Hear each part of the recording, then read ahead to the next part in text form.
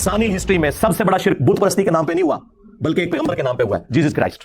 और उसमें पैगंबर का कसूर नहीं है, वो तो वजीहन फिद दुनिया वल आखिरह व मिनल मुकर्रबीन है।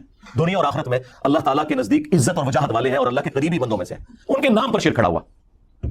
और यही काम इधर भी हो जाना था और पूरी उम्मत गुमराह हो जाती, जिस तरह हजरत ईसा इब्न मरियम की सारी उम्मत गुमराह होगी, अगर अल्लाह के नबी इस्लाम का सेंसिटिविटी का लेवल वो ना होता।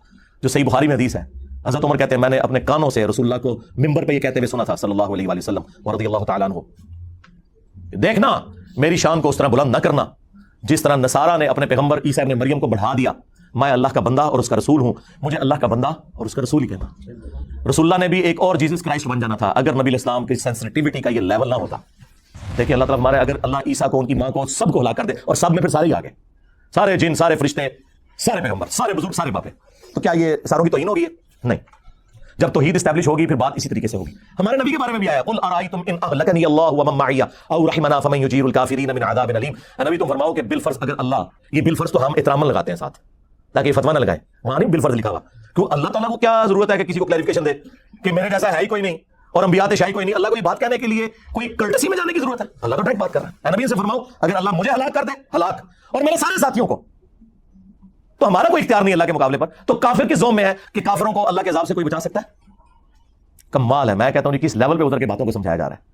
ये है वो चीज जो आज मुस्लिम अवाम को बताने की जरूरत है कि जब अल्लाह के मुकाबले पे आप कोई चीज खड़ा करेंगे तो उसको फिर तौहीद को एस्टैब्लिश करने के लिए आपको बताना पड़ेगा कि अल्लाह के मुकाबले पे कोई फरिश्ता, कोई पैगंबर, कोई जिन, कोई इंसान, कोई शय नहीं है अल्लाह के मुकाबले पर। जो बंदा यानी इस चीज को बयान करता है उसे कहते हैं ये पैगंबरों का गुस्ताख हो गया।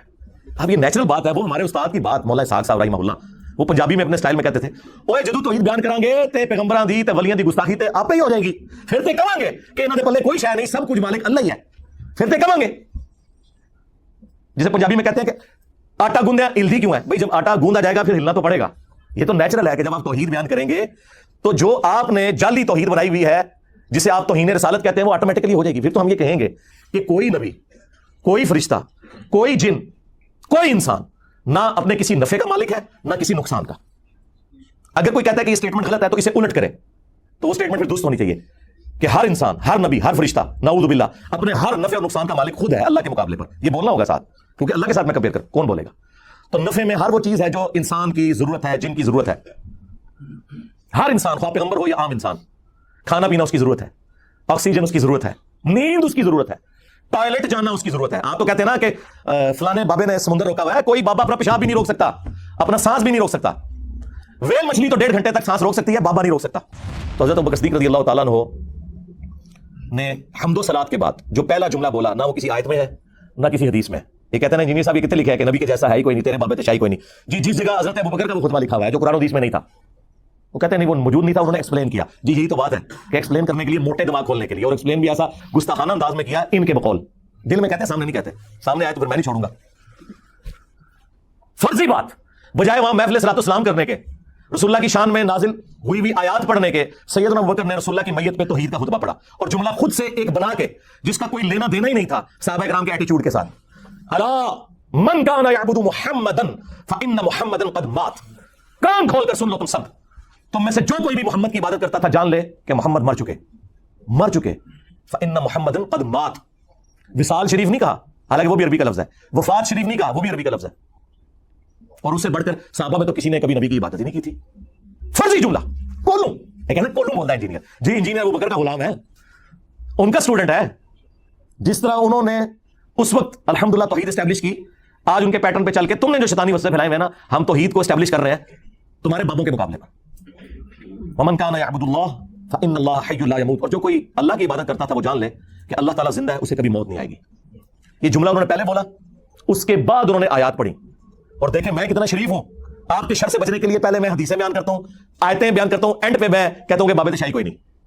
लेकिन सैयदना अबू बकर ने पहले क्या कि अल्लाह के मुकाबले पर किसी की इबादत नहीं हो सकती, ख्वाह वो कोई पैगंबर भी हो। और फिर आयत पढ़ी, आयत बिल्कुल डिफरेंट थी, लेकिन उसमें से रिजल्ट ये निकाला।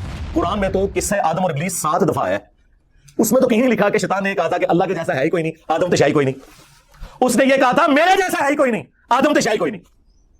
उसने आदम अलैहिस्सलाम के मुकाबले पे बाबा खड़ा कर लिया था जो तुम लोग करते हो, वहां वो बाबा खुद था, यहां तुमने अपने बाबे खड़े किए हैं। कभी किसी बुजुर्ग को खड़ा कर लेते हो, कभी किसी इमाम को खड़ा कर लेते हो, और कभी नाउज़ु बिल्लाह जबरदस्ती किसी पैगंबर को लाके खड़ा कर देते हो। पैगंबरों का कोई कसूर नहीं, तुम्हारा कसूर है। सूरतुल अराफ पढ़ के देख ले, اللہ تعالیٰ نے وہم نکالا ہے. اللہ نے پوچھا کہ تجھے مسئلہ کیا ہے, تو اس نے کیا جواب میں کہا تھا؟ انا خیر من, میں سے بہتر ہوں. تو نے مجھے آگ سے پیدا کیا, اسے مٹی سے پیدا کیا. اس نے یہ تو کہا ہی نہیں ہے کہ اے اللہ میں تجھے سجدہ کروں گا, اس کو نہیں کروں گا. یہ تو جھگڑا ہی نہیں تھا. اگر یہ بات کرنی ہوتی تو جبرائیل علیہ السلام کر لیتے. اور بھائی توحید کا مطلب یہ ہے کہ اگر اللہ تمہیں یہ حکم دینا کہ کسی جانور کے آگے بھی جھکنا ہے تو ہم جھکیں گے. اللہ کا حکم ماننا رحمانی توحید ہے, اور اللہ کا حکم نہ ماننا شیطانی توحید ہے. تو شیطان نے اللہ کی حکم عدولی کی تھی اور آدم کے مقابلے پہ اپنے آپ کو کھڑا کیا تھا, اللہ کو نہیں کھڑا کیا اس نے. لیکن یہ جاہل لوگ اپنی شیطانی توحید کو بچانے کی خاطر جان بوجھ کے آپ کو اکثر یہی کہتے ہوئے نظر آئیں گے کہ جی پیغمبر کی تعظیم سے انکار کر دیا تھا. آگے بھی چلو, پیغمبر کی تعظیم سے انکار کر کے ایک بابا کھڑا کیا تھا جو خود بابا تھا, وہ بنا ہوا اپنے آپ کے اندر. اللہ کے مقابلے میں نہیں بات کر رہا تھا, وہ کہہ رہا تھا میں اس سے بہتر ہوں. اور تم لوگ بھی یہی کر رہے ہو, تم نے اپنے بابوں کو پیغمبروں سے بڑھایا ہوا ہے. جو بابوں کی توحید ہے وہ ہے شیطانی توحید, اور جو پیغمبروں کی بتائی ہوئی توحید ہے وہ رحمانی توحید.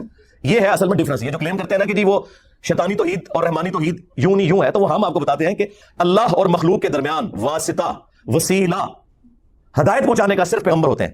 جو پیغمبر تعلیمات بتائیں گے وہ رحمانی ہوگی.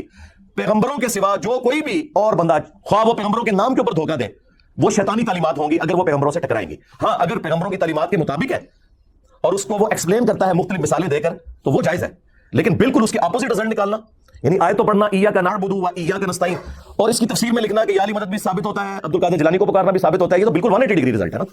تم اس کی اولاد ہو جس نے ان قریب مر جانا ہے. اکیلا زندہ رہنے والا صرف اللہ ہے. تجھے جب بھی کوئی مصیبت ہو, جب بھی پریشانی ہو, صرف اسی اللہ کو حسن پکارنا. اور میرے بیٹے حسن یاد رکھنا, اللہ کا دربار وہ درگاہ ہے جس نے اپنا کوئی دربان بھی مقرر نہیں کیا. تم ڈائریکٹ اللہ سے مانگو. اگر مولا علی مولا حسن کو نہیں کہہ رہے کہ منو چھپا میں وسیلہ اور توسل, تے باقی سارے بابے تے شرع کوئی نہیں. یعنی یا علی مدد کو اگر توسل کے نام پر دھوکہ دینا تھا کسی نے, شیعہ نے یا بریلویوں نے, تو اللہ کے بندو مولا حسن کو بتایا جاتا نا. قرآن میں 40 کے قریب دعائیں آئی ہیں انبیاء کی, کسی میں کوئی وسیلہ توسل نہیں ہے. اور وسیلہ اور توسل تو یہ ہے کہ اللہ کے نیک بندوں سے دعا کروائی جائے, ان کی دھونس لگانا اللہ کو, ان کو پکارنا اور کہنا کہ جی وہ اللہ سے دعا کریں گے اور ہمارا مسئلہ حل ہو جائے گا. جی دنیا میں موجود ہو تو ضرور کروائیں. لیکن عبد القادر جیلانی وہاں بغداد میں دفن ہے اپنی قبر کے اندر, اور میں انہیں کہوں کہ مجھے پانی پلا دیں, وہی بات وہی جملہ صرف کوآرڈینیٹس بدلنے سے شرک ہو جائے گا, کیونکہ میں نے انہیں دعا میں پکار لیا. ہاں وہاں زندہ بیٹھے ہوں, میں فون پہ کال کروں اور میں کہوں کہ حضرت نیسلے کی 2 بوتلیں بھیج دیں کسی مرید کے ہاتھ, تو بالکل جائز ہے. اس طرح کا وسیلہ اور توسل تو بالکل درست ہے. لیکن جو آپ نے کلیم کیا ہے یہ تو امت کو آپ نے شرک کی طرف لگا دیا.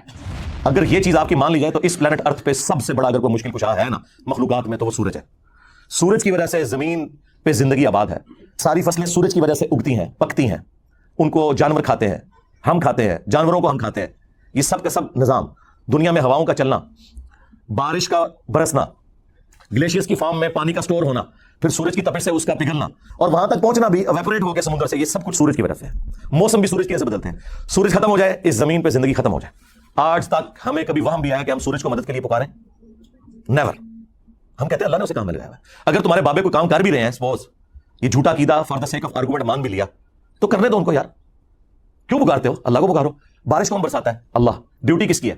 فرشتوں کی. اگر ہم فرشتوں سے بارش مانگیں گے, اور اللہ کے فضل سے آج تک کسی شیعہ بریلوی نے نہیں مانگی, نہ ان کے کسی مولوی نے, ہونا میری سیدھی مانگنا شروع کر دیں کہ میکائیل بارش برسا دو کہ گرمی کا موسم قریب آ رہا ہے, نہ یہ کام نہیں ہو سکتا. بخاری مسلم میں آیا نبی الاسلام نے صلاۃ الاستسقاء, بارش مانگنے کی نماز پڑھی, اس کے بعد دعا فرمائی ہے, دیٹس آل. پھر آپ کو دھوکہ دیتے تھے, او جی قرآن میں تو غیر اللہ کو مدد کے لیے پکارا گیا ہے, صبر اور نماز کے ذریعے مدد چاہو. اور یار یہ بھی تم نے غلط پڑھا, صبر اور نماز کو مدد کے لیے پکارو, یہ لکھا ہوا ہے کیا قرآن میں؟ یا وَاسْتَعِینُوا بِالصَّبْرِ وَالصَّلَاةِ, صبر اور نماز کے ذریعے مدد مانگو. یہاں بھی وسیلہ ہے, ڈائریکٹ پکارنا نہیں ہے. آج تک کسی بیوقوف نے بھی کہا المدد یا نماز, المدد یا صبر, تو غیر اللہ سے مدد کہاں آ گئی؟ اس میں تو ساتھ ہی پڑھ لو ان اللہ مع الصابرین, بے شک اللہ صبر کرنے والوں کے ساتھ ہے. مدد اللہ ہی کی ہے. جو صبر کرے گا, نماز پڑھے گا, اللہ اس کی مدد فرمائے گا. اس میں نماز اور صبر کو وسیلے کے لیے استعمال کیا گیا, نہ کہ انہیں استغاثے کے لیے. سمجھ رہے آپ بات میری؟ سمجھ رہے نا؟ ہاں.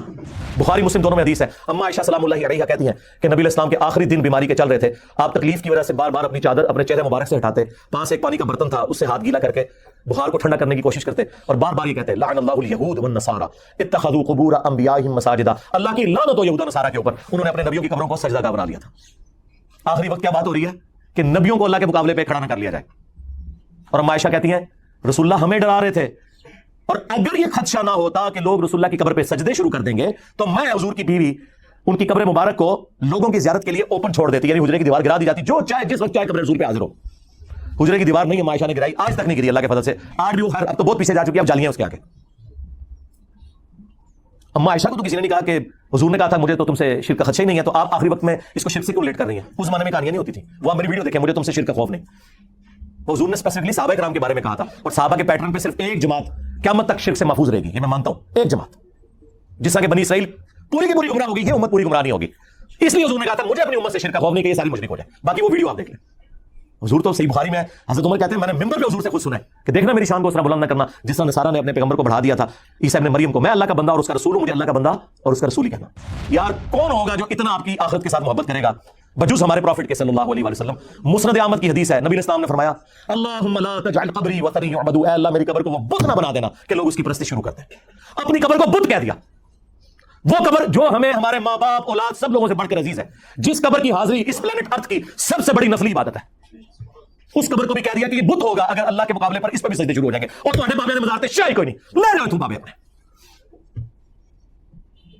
جس قبر کی عظمت تھی اس کا سٹیٹس کلیئر کر دیا، اللہ میری قبر کو بت نہ بننے دینا کہ لوگ پوجا کریں. نبی کا تو کوئی قصور نہیں، لیکن حضور خود اپنی قبر کے بارے میں کہہ رہے ہیں کہ اسے بت نہ بنانا. ابو داؤد میں حدیث ہے میری قبر پہ میلہ نہ لگانا، تم دنیا کے کسی بھی حصے میں درود پڑھو گے اللہ تمہارا درود مجھ تک پہنچا دے گا. اللہم صلی علی محمد وعلی آل محمد.